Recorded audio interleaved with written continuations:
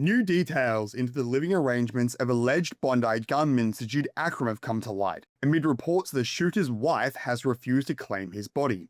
Sajid Akram, 50, was shot dead by police on December 14th when he and son Naveed, 24, allegedly opened fire at the Chanukah By The Sea event in Bondi, claiming 15 innocent lives. Naveed was shot in a standoff with police and taken into custody with critical injuries, where he has been charged with 59 offences, including 15 counts of murder. According to reports, Sajid's estranged wife, Verna, has signed his body over to the government for a destitute burial and wants nothing to do with him. Verna also revealed to 7 News that Sajid was homeless, serving between Airbnbs across Sydney's southwest in the 6 months prior to the terror attack.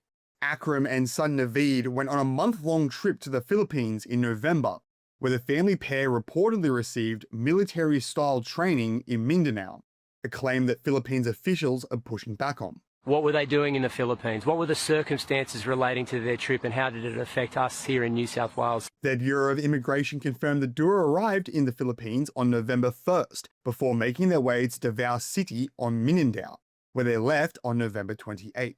The Police Regional Office 11 took note of information provided by Australian counter-terrorism experts. Based on the investigation conducted, PRO 11 confirmed that the 2 individuals arrived in Davao City and stayed in GV Hotel for almost a month before leaving the area.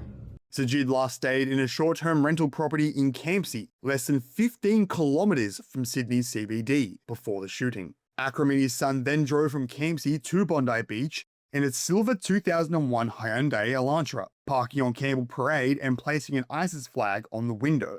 Sajid and Naveed then allegedly began firing onto beachgoers at around 6:47 p.m. on December 14th.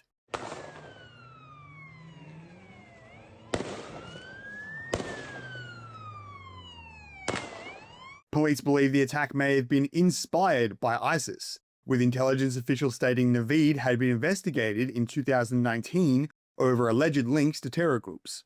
ASIO concluded Naveed was not an ongoing threat after 6 months.